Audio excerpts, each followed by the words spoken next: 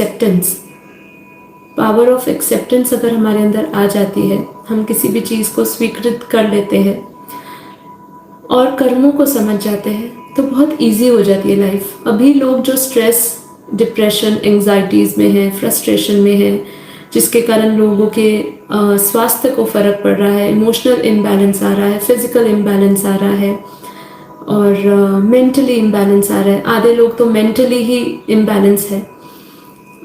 तो ऐसे लोगों को बहुत ज़रूरी है।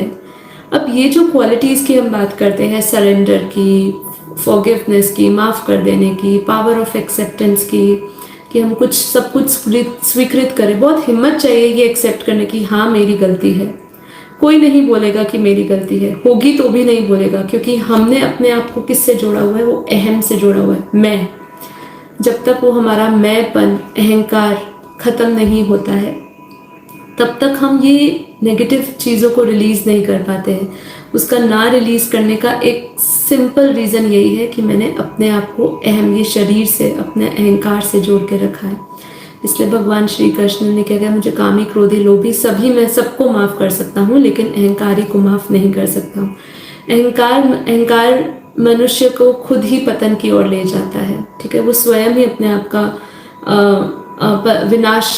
विनाश की तरफ अपने आप को ले जाता है। तो हमें अब ये अहम कैसे ख़त्म करना है, अपने आप के अंदर ये अहंकार कैसे ख़त्म करना है, इस अहंकार को ख़त्म करने के लिए ये हमें सरेंडर भाव, परमात्मा के लिए सब कुछ उसका है, ठीक है। जैसे कि मैंने कल एक कहानी बताई थी वो राजा की, जिसने कितने सारे हीरे जवाहरात मोती सब इकट्ठे करके रखे थे, और अंत में जब वो उसी के तहखाने में बंद हो गया, तो वो उसका जो हीरे मोती जवाहरात थे, ना उसको पानी दे सके, ना उसको खाना दे सके, और वो मर गया, ठीक है। तब उसको एहसास हुआ, तब उसने अपने ही खून से लिखा कि ये ना मुझे पानी दे सके, ना मेरी महत्वाकांक्षा मुझे खाना दे सके, ठीक है। तो हम अपना पूरा जीवन उसी में लगाते हैं। इसीलिए बार बार हमें याद करते हुए अपने अंदर वो सरेंडर को बढ़ाना चाहिए।